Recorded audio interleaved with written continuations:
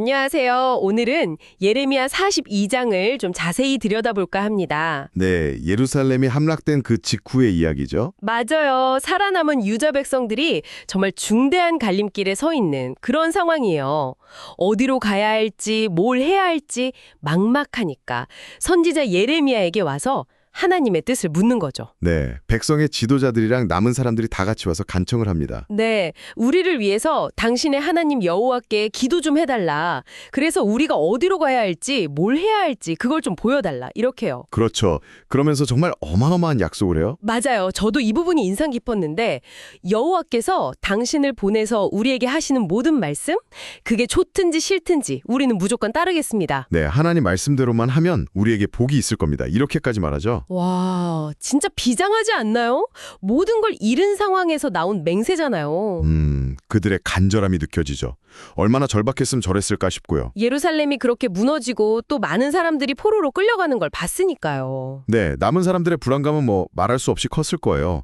그래서 하나님께 매달리면서 결과가 어떻든 순종하겠다. 이렇게 강하게 서약하는 거죠. 어쩌면 이게 살 길이다 이렇게 생각했을 수도 있고요. 근데 이 강한 약속이 나중에 어떻게 되는지 보면은 또 좀 그렇죠. 네, 그게 이 이야기의 중요한 포인트 중 하나입니다. 자, 그래서 예레미야가 기도하겠다고 하고 열흘이 지나서 하나님의 응답이 왔어요. 네, 열흘.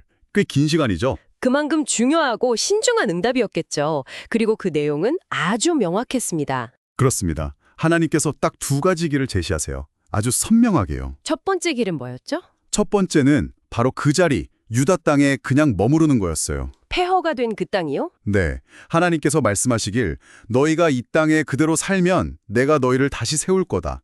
헐지 않고 세우고 뽑지 않고 심겠다. 너희가 두려워하는 그 바벨론 왕 두려워하지 마라.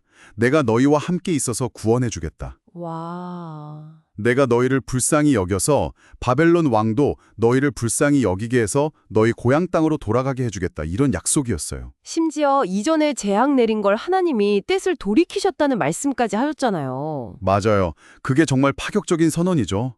엄청난 은혜의 약속인 거예요. 그런데 백성들 입장에선 솔직히 좀 두려웠을 것 같아요. 그렇죠. 바로 얼마 전에 끔찍한 파괴를 경험했으니까요. 그래서 아마 그들 마음속에는 다른 생각이 있었던 것 같아요.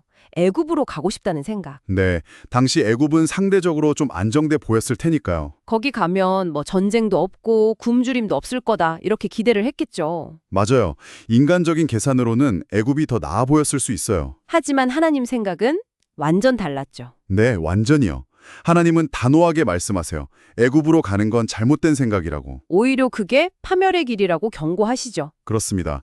만약 너희가 기어코 애굽으로 가서 살겠다로 고집부리면 너희가 그렇게 두려워하는 칼이랑 기근이 애굽까지 쫓아갈 거다. 헉, 그래서 너희는 거기서 죽을 거다. 아무도 살아남지 못할 거다. 이렇게 말씀하세요. 예루살렘에 내렸던 그 진노가 애굽에서도 똑같이 임할 거라는 거네요. 네, 결국 저주받고 모욕거리가 되고 조동거리가 될 거라는 아주 무서운 경고였어요. 피하려고 했던 걸 거기서 만날 거라는 거죠. 이야, 정말 아이러니하네요.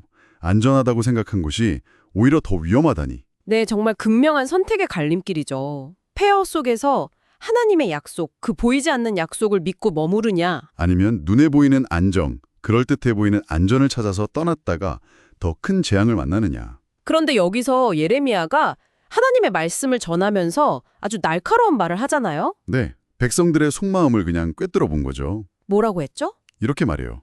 너희는 나를 하나님께 보내면서 기도해달라, 하나님 말씀대로 다 전해달라, 그러면 우리가 그대로 하겠다고 했을 때 너희는 너희 자신을 속인 거다. 내가 오늘 너희 하나님 여호와께서 나를 보내서 너희에게 하신 모든 말씀을 다 전했는데 너희는 그 목소리에 전혀 순종하지 않고 있다. 이미 마음은 애굽으로 다 가 있었는데 그냥 형식적으로 기도 요청만 했다는 거네요. 그렇죠. 처음에 그 비장했던 순종의 맹세가 정말 무색해지는 순간이죠. 듣고 보니 처음 그 맹세부터가 약간 뭐랄까 좀 위태로워 보이기도 하네요. 네, 어쩌면 스스로도 확신하지 못하는 약속이었을 수도 있어요. 그만큼 두려움이 컸다는 반증일 수도 있겠고요. 하나님의 약속보다 내 눈앞의 현실, 내 안의 두려움이 더 크게 다가왔던 걸까요? 충분히 그럴 수 있습니다. 예레미야 42장은 결국 그거 같아요. 하나님의 뜻이 명확하게 제시되어도 인간적인 두려움이나 계산 때문에 얼마나 흔들릴 수 있는지, 그리고 진짜 순종이라는 게 얼마나 어려운 선택인지 보여주는 거죠. 형을 따르는 행위 그 이상인 거네요. 그렇죠. 보이지 않는 약속을 믿고 내 생각, 내 두려움, 내 계산을 내려놓는 거니까요.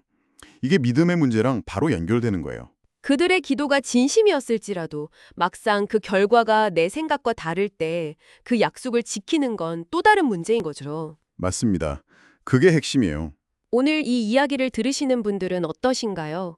명확한 인도하심이 있다고 느껴질 때조차도 때로는 내 안의 불안감 때문에 혹은 현실적인 계산 때문에 망설이거나 다른 길을 가고 싶을 때가 있지 않으신가요?